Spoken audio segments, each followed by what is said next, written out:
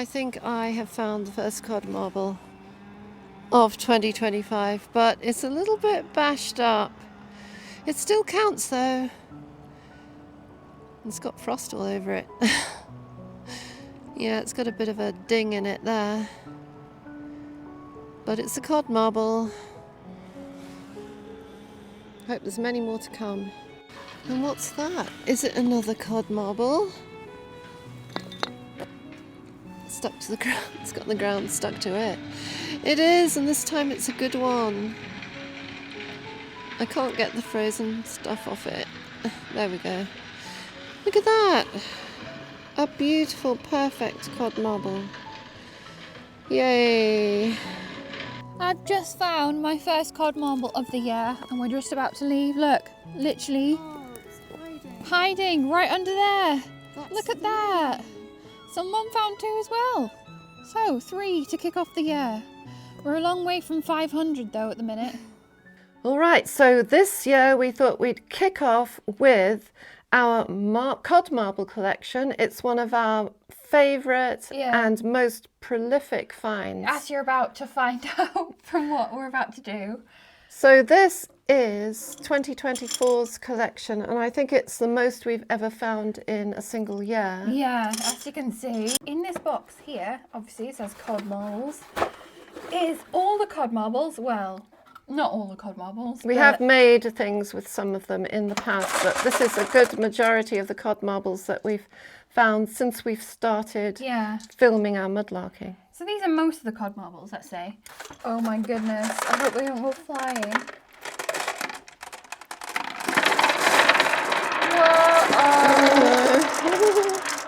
Okay, so we just spent the last like 5 minutes trying to prop the table up.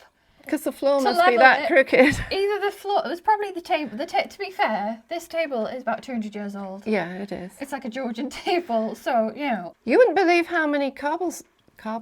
Oh, that's a new name for a cod marble. Cod marbles. You wouldn't believe how many cod marbles there are here. It doesn't look that much, does it? But this is, we have bent down and individually picked up every single one. And not only that, we've commented on every single one of these as we've picked them up. As well. So how many, I counted these yesterday. How many was there altogether? I think there was like 400. And a bit. I can't remember. Because we counted the jar, which is here. We counted this jar and added it, so I can't remember. But there was only over 400. Altogether. So you've just got to guess how many's in there. Let us know, and by the end of the video we'll reveal if you can get it right. If you've watched our previous videos, you'll have seen an update in one of our videos a while back. So shall we add them to this now? Yeah, let's do it. Wow, so this is years of cod marble. Bubbly, glassy goodness. And some of these we have found in the ocean, in the sea, on the beach, and they are frosted because of that. But others are frosted because they've been in the bottle for so long and got worn down. Yeah. And the really shiny ones would have been the newest. Look, these you can tell the ones that have been in the sea. Haven't been used as much. The ones that have been in the sea because they're very frosted. Although we found quite frosted ones. Ones. Oh yeah, the teeny ones that have been worn down, yeah. How tiny they are. Anyway, we're going to get to the video, the main event in this video, and I'm actually going to make something out of one of these cod marbles. So I'm going to choose one carefully, and yeah, we're going to make a special pendant, I think. There's only so many cod marbles you can look at. Yeah. For so long. They are lovely. Look at that. Wow. Oh, we've lost one.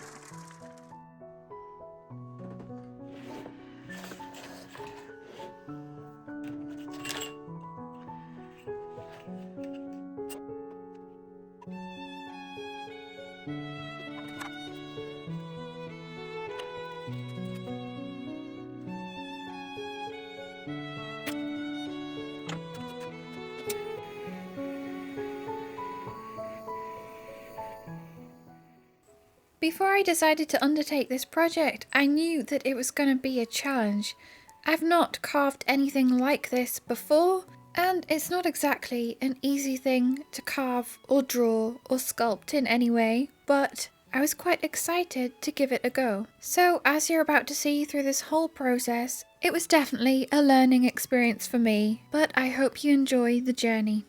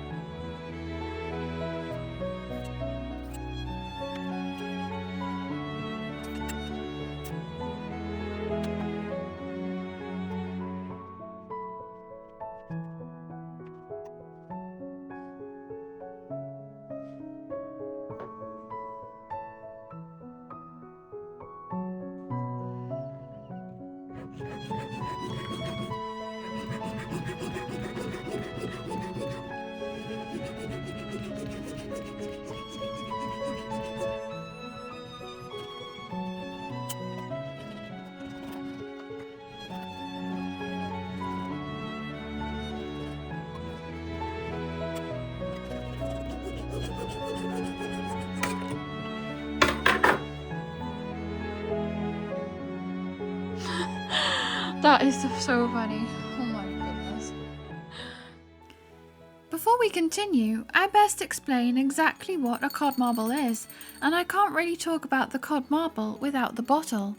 The cod neck bottle was invented by Englishman Hiram Cod and patented in 1872. It was a unique design where the bottle stopper was trapped inside the bottle itself. These bottles were filled upside down with a carbonated drink.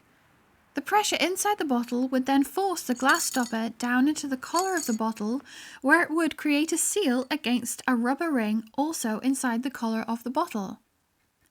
In this cod neck bottle we found a few years ago, you can see the shriveled up rubber ring still trapped inside the bottle with the marble.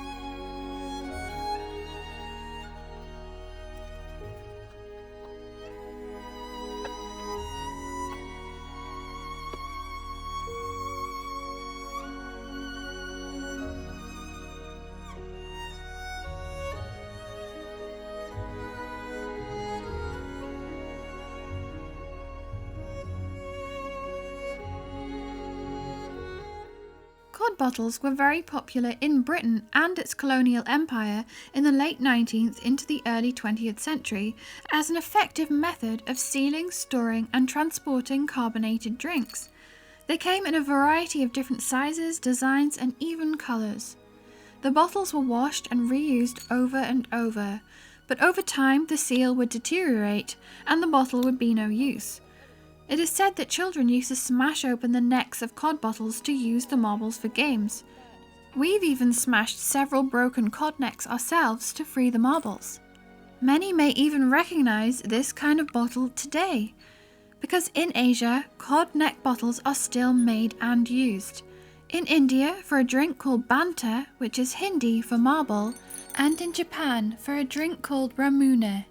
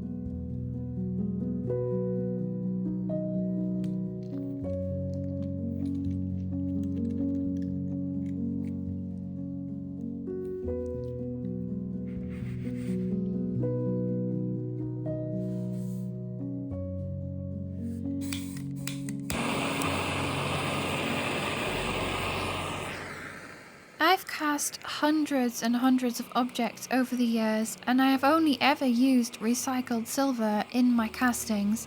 And in this instance, I'm actually using antique scrap silver. So this was a hand mirror, a silver hand mirror. I bought it already broken in scrap, so I didn't smash up a poor old mirror to make this necklace. But I like the idea of using antique silver in this project especially because the cod marble itself is also an antique.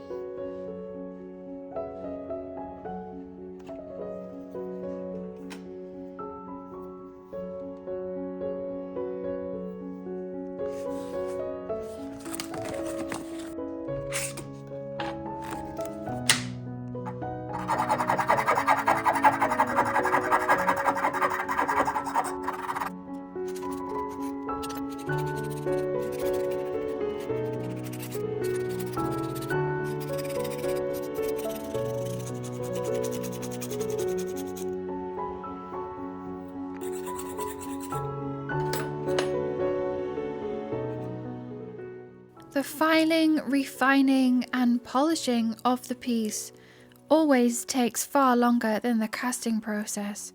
Mum and I both prefer using hand tools, and in this instance mainly files, because we feel like we have more control and more physical contact with the piece that we're working with. I personally love the feeling of filing away at the metal and refining those edges and those seams around the piece after sand casting.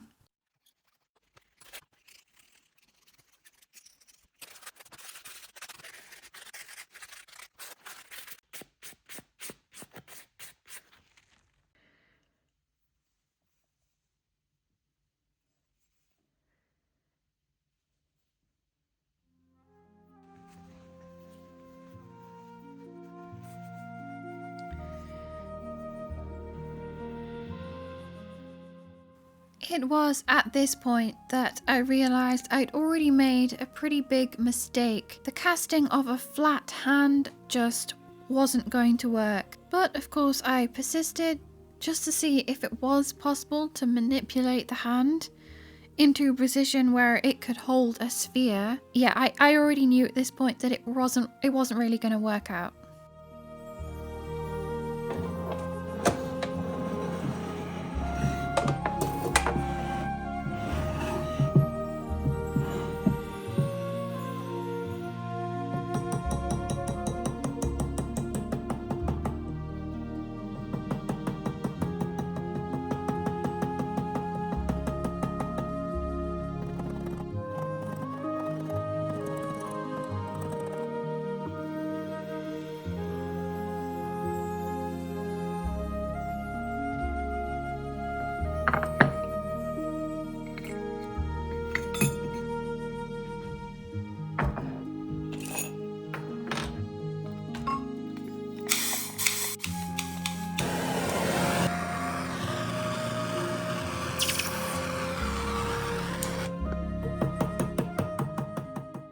I'm also not really using the right tools here either. I don't have a bench vise, which is something that I need to invest in. I did have one, but no longer, unfortunately.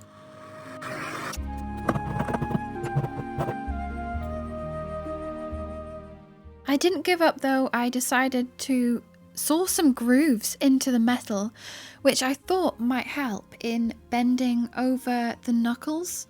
I'm not sure what they're called. The knuckles, you know, the first knuckles on the hand bit. I realised that's where my mistake was. I should have cast it with the knuckles bent, which would have made things a lot easier.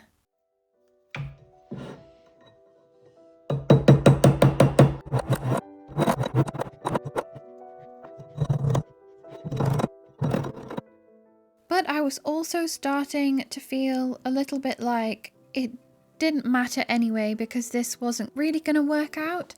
And I got a little bit carried away with the blowtorch. I pretty much melted the hand, or partially melted it to the point where it kind of, well...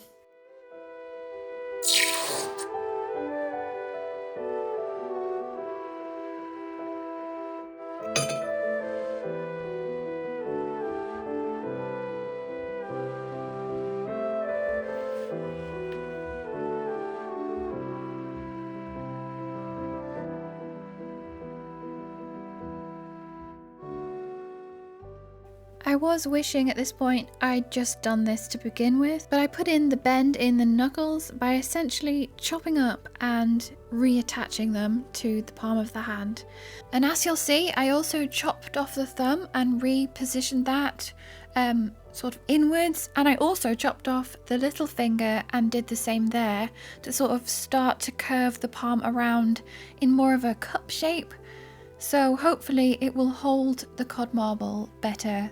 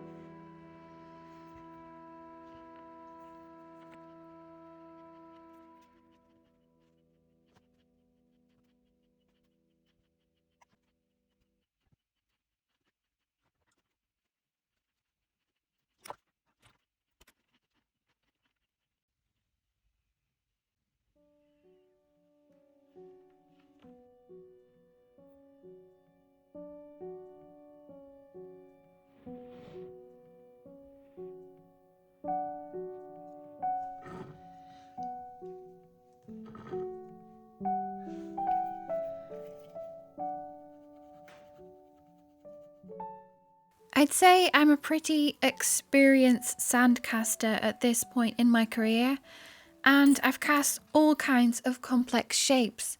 So a bend in a hand's already quite complex, but now it's no longer a straightforward, flat, stretched out hand. It does require a little bit more time put into the mold to make it work.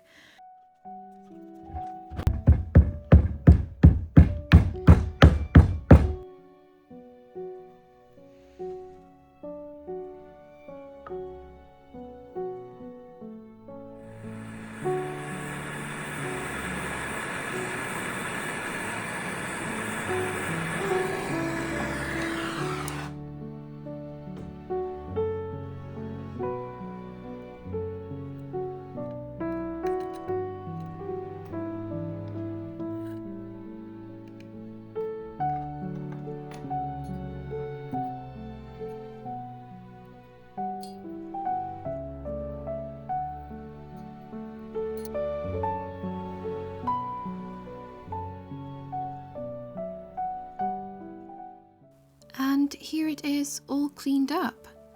However, when I started working on it, I realized that I still was not happy with the way the palm held the marble. I didn't like the gapping here between the index finger and the marble. It just didn't look natural enough for me.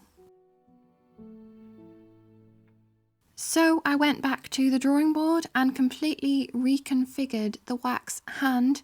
I spared you the process because I was there for quite a while. I then took that hand and recast it, which was successful. And here I have the finished piece, the cast piece anyway.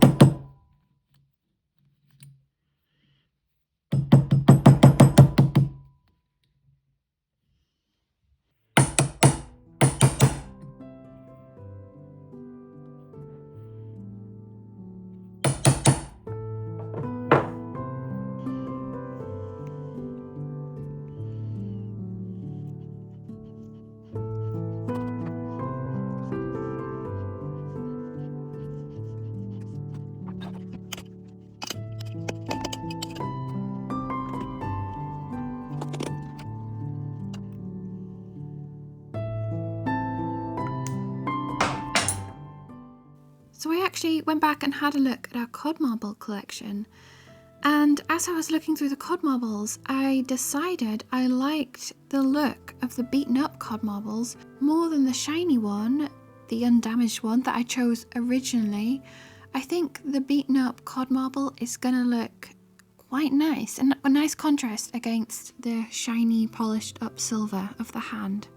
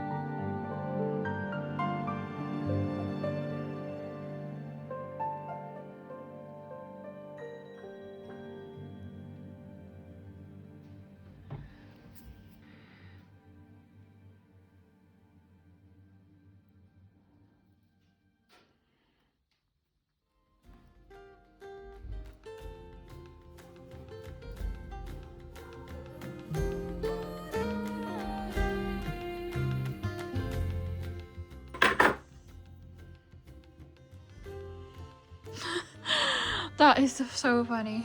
Oh my goodness.